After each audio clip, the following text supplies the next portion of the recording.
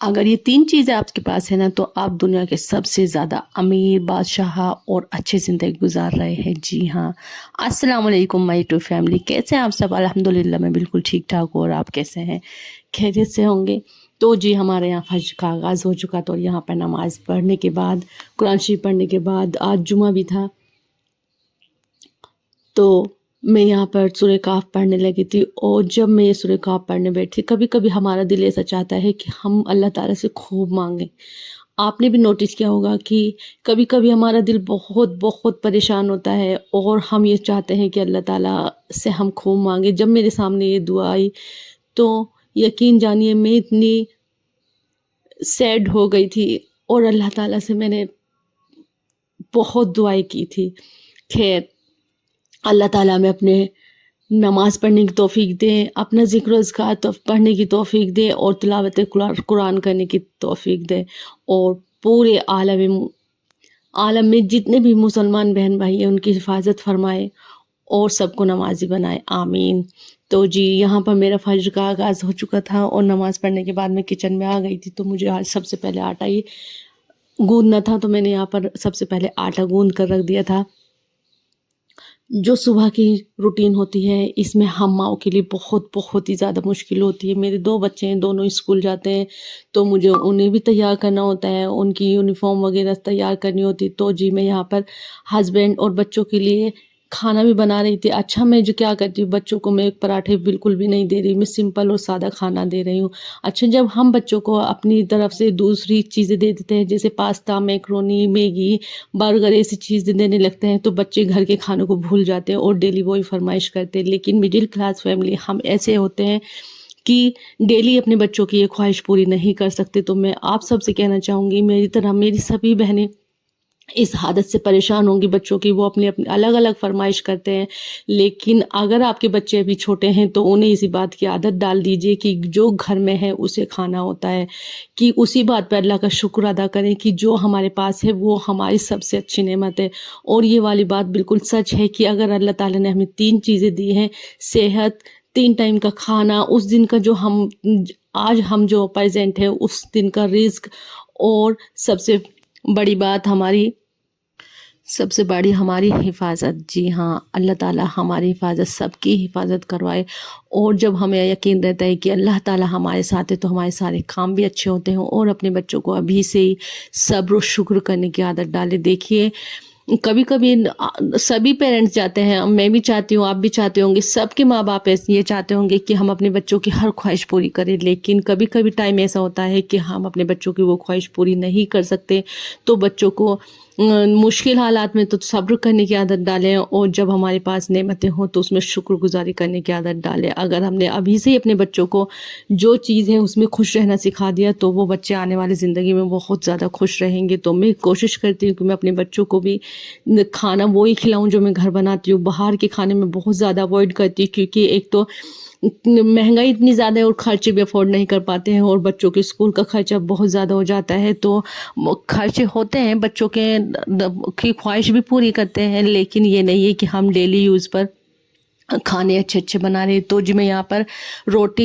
आटा गूँध कर और सब्ज़ी बनाकर आ गई थी। फिर मैंने बच्चों की यूनिफ़ॉर्म, हस्बैंड के कपड़े प्रेस किए, फिर उसके बाद मैं बच्चों को उठा दूँगी।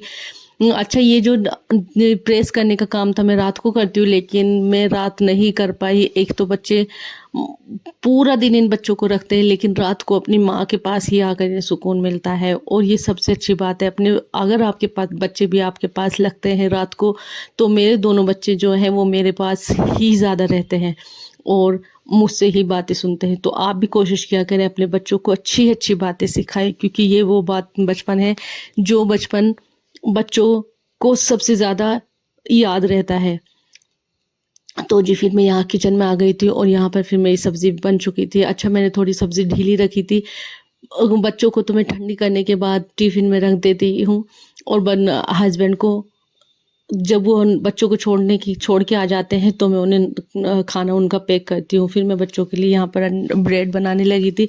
अच्छा, नाश्ते में भी मैं बच्चों को ज़्यादा हैवी नाश्ता नहीं देती, जो घर में चीज़ें होती हैं वो ही चीज़ देती हूँ और बस उन्हें ये कह देती हूँ कि अल्लाह ताला का शुक्र अदा करो करना चाहिए कि हमें अल्लाह ताला ने इतनी अच्छी-अच्छी नेमतें दी है। अच्छा, ये छोटी-छोटी बातें होती हैं, कहने को तो ये बहुत छोटी-छोटी होती है, लेकिन यही बातें हम आगे चलकर बच्चों के लिए बहुत ज़्यादा फ़ायदेमंद होती है। यकीन जानिए, जब हम बच्चों को स्टार्टिंग से ही छोटी-छोटी बातें बताना शुरू कर देंगे, और एक मेरे बच्चों के जो बच्चों का स्कूल है वहाँ पर नॉन-वेज अलाउ नहीं है, तो वेज ही अलाउ है, तो मैं कोशिश करती हूँ कि उन्हें इस तरीक़े का ही खाना दूँ। तो यहाँ पर मैं आज अंडा ब्रेड बना रही थी, तो मैं क्या करती हूँ, बच्चे स्कूल चले जाते हैं तो फिर जितने बच्चे को हस्बैंड स्कूल से छोड़ कर आते हैं तो मैं उनका लंच पैक कर देती हूँ, उनके कपड़े-वपड़े निकाल देती हूँ, और फिर वो नाश्ता करके वो भी चले जाते हैं, और फिर मैं अपने काम पर लग जाती हूँ। तो जी, आज के इस ब्लॉग में आपने थंबनेल देख ही लिया होगा कि हम जो मिडिल क्लास फैमिली होती है, हमारे लिए हमारा घर हमारी जन्नत होता है। चाहे वो 1 कमरे का घर हो या 2 कमरे का घर हो या महल दुमेला हो, और उस घर को अच्छे से रखना, सलीके से रखना हमारा ही काम है। तो आज मैं अपने घर की डीपली क्लीनिंग करूँगी। डीप क्लीनिंग क्या, मैं आज आपको फर्श कैसे साफ़ करते हैं ये वाला तरीका बताऊँगी, और एक अपने कमरे को ना तो हमें ज़्यादा न अपने बजट में रहकर, जो आपके घर में चीज़ मैसर है उसमें रहकर हम अपने रूम को कितना प्यारा और खूबसूरत कैसे बना सकते हैं, ये सब मैं आपके साथ शेयर करूँगी। देखिए, ये चीज़ें मायने नहीं रखती कि हमारी चीज़ें क्या महंगी और क्या सस्ती हैं, बस चाहे धुली हुई चादर हो, धुली हुई चीज़ हो, वो ही अगर हम तरतीब से बिछा दें तो वो ही रूम हम वो ही चीज़ें हमारी अच्छी लगने लगती है। तो यही वाली बातें मैं आपके साथ शेयर करूँगी।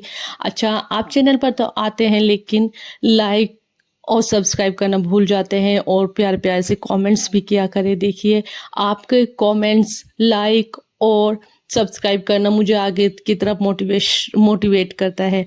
देखिए, इस यूट्यूब पर जो भी कोई आ रहा है, सब अपनी ख्वाहिश की वजह से आ रहे हैं, क्योंकि आजकल इतनी महंगाई हो गई है, और हर औरत चाहती है कि हम भी अपने हस्बैंड की मदद करें।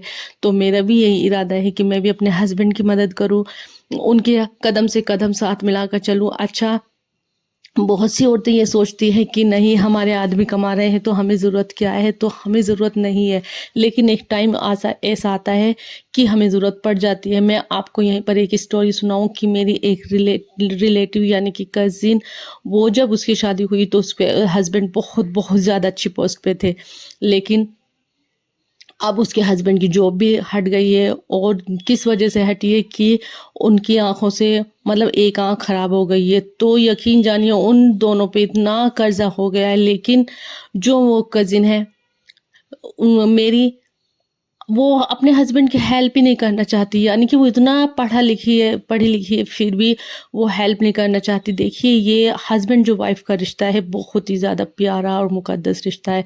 जब हमारे अच्छे वक्त में हमारे हस्बैंड साथ देते हैं, हमारी ख्वाहिश के लिए वो पूरा दिन बाहर रहते हैं, मेहनत करते हैं, तो हमारा भी फ़र्ज़ है कि जब उन्हें ज़रूरत हो तो हम अपने हस्बैंड के कदम से कदम साथ मिलाकर चलें।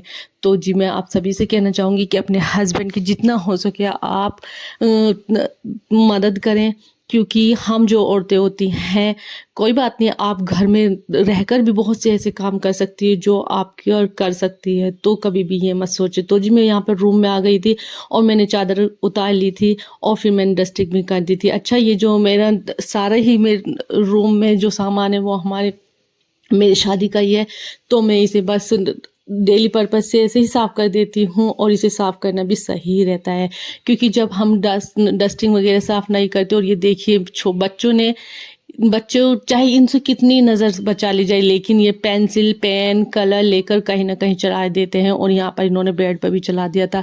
मैंने इसे छुटाने की बहुत कोशिश की, लेकिन नहीं छूटा। अगर आपके पास कोई तरीका हो तो प्लीज़, प्लीज़, प्लीज़ ज़रूर बताइएगा। तो ख़ैर, यहाँ पर मैंने डस्टिंग कर ली थी, और डस्टिंग करने के बाद मैं जो यहाँ पर हूँ, चादर बिछा दूँगी। अच्छा, जो मैं चादर आज बिछाऊँगी बेड पर, और जो कुशन कवर हैं वो भी मैंने खुद अपने हाथों से तैयार की। जब हम अपने हाथों से तैयार की हुई चीज़ें बिछाते हैं तो बहुत ज़्यादा अच्छा लगता है, और जब हमारे कम बजट में ही इतना अच्छी चीज़ें हमें उसमें मैसर आ जाती। देखिए, मैंने यहाँ पर फ्रिल वाली चादर बनाई थी, जो मुगलई ज़माने में बिछाई जाती, तो ये वाली चादर मुझे बहुत बहुत ज़्यादा पसंद थी। एक बार मैं अम्मी के घर गई हुई थी, तो मैं मार्केट गई थी, तो वहाँ पर मुझे ये चादर का कपड़ा मिल गया था। बहुत ही ज़्यादा प्यारा था और मुनासिब रेट में मिला था।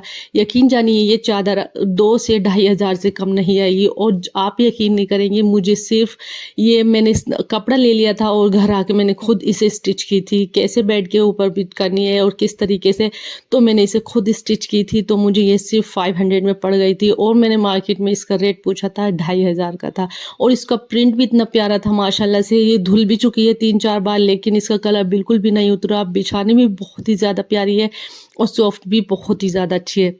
तो मैंने ये वाली बेडशीट बिछाई थी, और ये जब भी मैं बेडशीट बिछाती हूँ मुझे बहुत बहुत ज़्यादा पसंद है। और जब बच्चे स्कूल से आए, उन्होंने देखी कि बेडशीट बिछा रखी है, तो उनको बहुत ज़्यादा पसंद आई। देखिए, चाहे हमारे पास चादर 1 हो, 2 हो या 3 हो, अगर हम उन्हें धोकर साफ़ सुथरी कर कर बिछाएं, और हफ्ते में मैं 2 बार चादर चेंज करती हूँ, या फिर हफ्ते में 1 बार मैं इस तरीके से चेंज करती हूँ। लेकिन अगर हम अपने बेड को, जो हमारा बेडरूम होता है वो हमारा रूम होता है, हम उसे अपनी मर्ज़ी से कैसे भी सजा सकते हैं, और हमें करना भी चाहिए। और यहाँ पे देखिए, कुशन कवर भी मैंने खुद तैयार किए थे। अच्छा, शैनील का कपड़ा मेरे पास रखा था, और ये जो आप इसमें फूल देख रहे हैं, ये मेरे सूट था।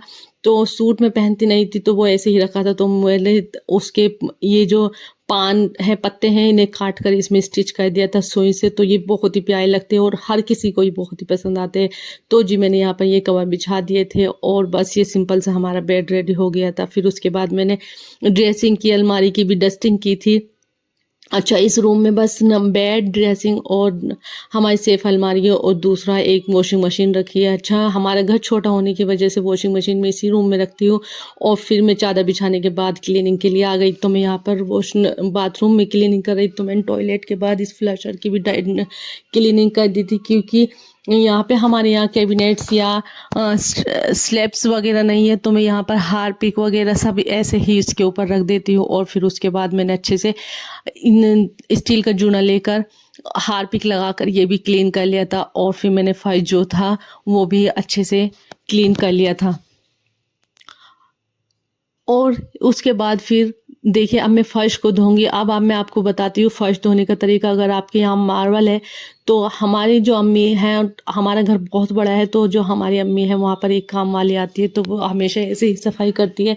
अच्छी तरह डाल दिया था, और फिर झाड़ू से अच्छी तरह उसकी सफाई कर ली थी। अच्छा, ये जो मैं फ़र्श को धोती हूँ, मैं डेली पर्पज़ से नहीं धोती, 8 दिन में एक बार ये वाला तरीका मैं यूज़ करती हूँ, तो उससे फ़र्श हमारा साफ़ सुथरा रहता है। और इस तरीके से मैंने पानी डाल दिया था, और फिर ये सीखों वाली जो झाड़ू थी, इसे लेकर इसे अच्छी तरीके से मल दिया था फ़र्श को। और आप ध्यान रखिएगा, या तो आप स्लीपर्स पहनकर काम करिएगा, और नंगे पैरों तो बिल्कुल भी नहीं, वो आप इस पे स्लिप भी हो सकते हैं। तो यहाँ पर मैंने फ़र्श को अच्छी तरह पानी डाल दिया था। तो इस झाड़ू से मैं अच्छी तरह इसकी घिसाई कर लूँगी, और जब इसे अच्छी तरह घिसेंगे, आप बेड के नीचे से अच्छी तरह निकाल लीजिएगा, क्योंकि सफाई डेली तो होती नहीं है। इस तरीके की बेड के नीचे तो मैंने झाड़ू से लंबा हाथ करके सारे में कर ली थी, और फिर वाइपर से अच्छी तरह निकाल लिया था। और इसको इस तरीके से फ़र्श धोने के बाद हमारा फ़र्श इतना साफ़ सुथरा हो गया था, बिल्कुल क्लीन हो गया था। और जब हम साफ़ सुथराई करके आराम से बैठते हैं और अपने घर को देखते हैं, तो अलग ही खुशी होती है। तो आप इस तरीके को ज़रूर आज़माइएगा। ये महँगे-महँगे जो हार्पिक आते हैं, एक रेड हार्पिक आता है टाइल्स साफ़ करने का, फ़र्श साफ़ करने का, तो इसमें पैसे तो बहुत खर्च हो जाते हैं, लेकिन वो बात नहीं रहती जो हमें घरेलू नुस्ख़ों में आती है। तो मुझे ये वाला आइडिया तो बहुत ही अच्छा लगता है। मैं जब भी अपना फ़र्श साफ़ करती हूँ, इसी तरीके से करती हूँ, और फिर मैंने अच्छी तरीके से वाइपर भी कर लिया था, देखिए इस तरीके से। और फिर मैंने ड्रेसिंग के पीछे जो सफाई की थी, देखिए कितना सारा कूड़ा निकला। और उसके बाद मैंने वाइपर करने के बाद एक पोंछे का कपड़ा लेकर उससे साफ़ कर दिया था, और माशाल्लाह से बहुत ही ज़्यादा क्लीन और साफ़ सुथरा हमारा फ़र्श हो गया था। अब देखिए, अब मैं इस बेड के पास में क्या करती हूँ, एक कारपेट बिछा देती हूँ। कारपेट आप किस तरीके का बिछा दीजिए, तो मेरे यहाँ पर रेड कारपेट था, तो मैंने ये रेड कारपेट बिछा दिया था। मैं इसलिए कारपेट बिछा देती थी क्योंकि बच्चे के टॉयज़ होते हैं, तो वो यहाँ पर भी खेलते रहते हैं, और कुछ इस तरीके से हमारा रूम हो गया था। देखिए, आप बताइएगा ये चादर आपको कैसी लगी, कुशन कवर कैसे लगे और मेरा सिंपल सा सादा मिडिल क्लास फैमिली वाला रूम कैसा लगा। देखिए, चाहे हमारा रूम छोटा हो या बड़ा हो, बस हमें उसे प्यार और सलीके से सजाना पड़ता है और ये मायने नहीं रखता कि हमारे घर में कौन-सी चीज़ है और क्या नहीं। और ये वॉशिंग मशीन मैं इसी रूम में रखती हूँ और यहाँ पर मैं इसका पाइप लगा लेती हूँ, यहीं पे कपड़े धोती हूँ और ये मेरे प्रेस करने के काम भी बहुत आती है, कपड़े रखने के बहुत काम आती है। तो देखिए, छोटे-छोटे घरों में एडजस्ट होना कोई मुश्किल नहीं है, बस हमारे पास आइडियाज़ होने चाहिए कि हम अपने छोटे से घर को कैसे यूज़ करते हैं और माशाल्लाह से हमारा घर थोड़ी-सी डीप क्लीनिंग से ही चमक उठा था।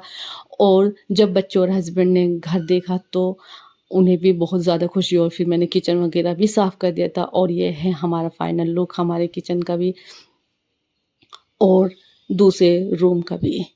तो आई थिंक आज का ब्लॉग आपको अच्छा लगा होगा। तो वीडियो कैसी लगी ज़रूर बताइएगा, लाइक, शेयर, सब्सक्राइब कर दीजिएगा और बेल आइकन के बटन को भी दबा दीजिएगा। मिलते हैं अगली वीडियो में इंशाल्लाह, तब तक के लिए अल्लाह हाफ़िज़। दुआ में याद रखिएगा और अपना ढेर सारा ख़्याल करिएगा और लाइक, शेयर, सब्सक्राइब भी कर दीजिएगा। अल्लाह हाफ़िज़।